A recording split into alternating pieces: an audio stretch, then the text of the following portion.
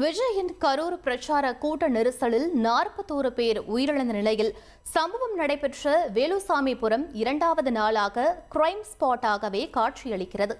இயல்பு நிலை எப்போது திரும்பும் என அப்பகுதி மக்களிடையே எதிர்பார்ப்பு எழுந்துள்ளது. இதுபற்றிய மேலும் விவரங்களை எமது செய்தியாளர் கார்த்திக் வழங்க கேட்கலாம். கார்த்திக், தற்போது அப்பகுதியில் நிலவக்கூடிய சூழல் என்னவாக இருக்கிறது? பொதுமக்கள் இயல்பு நிலைக்கு திரும்பிவிட்டார்களா?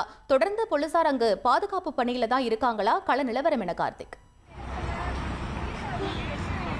வணக்கம். தமிழக வெற்றி கழகத்தின் தலைவர் விஜயின் மக்கள் சந்திப்பு கடந்த சனிக்கிழமை இரவு 7 மணியில் நடைபெற்றது. இந்த நிகழ்ச்சி நடைபெற்ற தினம் இன்றைய தினம் பார்த்தீங்கன்னா உயிரிழப்புடைய எண்ணிக்கை 41ஆக உயர்ந்திருக்கு. பாதிக்கப்பட்டவர்களுடைய எண்ணிக்கை 70ஆக இருக்கு. அரசு மற்றும் தனியார் மருத்துவமனையில் அவங்க சிகிச்சை பெற்றிருக்காங்க. இந்த சூழல்ல விஜய் அந்த கரூர் மாவட்டத்தில் இருக்கக்கூடிய வேலுச்சாமிபுரம் என்ற பகுதியிலெல்லாம் மக்களை சந்தித்தார். அந்த இடம் தான் நீங்க பார்க்கக்கூடிய காட்சி. ஒரு நபர் விசாரணை குழு ஆணையம் இரண்டாவது நாளாக இன்று விசாரணை நடத்திட்டு வருகிறது. இந்த சம்பவத்தில் 40 பேர் உயிரிழந்திருக்காங்க. இந்த உயிரிழப்புடைய பின்னணி என்ன, கூட்ட நெரிசலுக்கான காரணம் என்ன என்பது மிகப்பெரிய ஒரு கேள்விக்குறியாக இருக்கு. இந்த வழக்கை ஒரு முக்கிய வழக்காக விசாரிக்கக்கூடிய சூழல்ல கரூரிலிருந்து ஈரோடு செல்லக்கூடிய இந்த வேலுச்சாமிபுரம் இருக்கக்கூடிய பகுதி தான் கிரைம் ஸ்பாட்டாக காவல்துறையால் குறிக்கப்பட்டு தொடர்ந்து பாதுகாக்கப்பட்டு வருகிறது.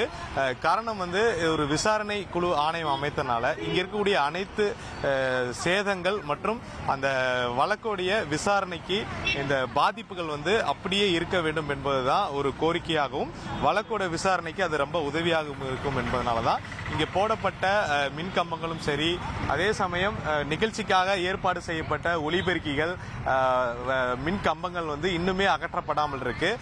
காரணம், ஒரு நிகழ்வு முடிந்தால் உடனடியாக அந்த வாடகைக்கு வைக்கப்பட்ட அந்த ஒலிபெருக்கிகள் மற்றும் மின் விளக்குகள் அகற்றி விடுவார்கள். ஆனால் காவல்துறை இந்த இடத்தை முழுவதுமாக அவர் கட்டுப்பாட்டில் கொண்டு வரப்பட்டு வழக்கு விசாரணை காவல்துறை ஒரு பக்கம் நடத்தி முடிச்சாலும் ஒரு நபர் விசாரணை குழு தற்போது இரண்டாவது நாளாக விசாரணை மேற்கொள்ளப்பட்டு வருகிறது.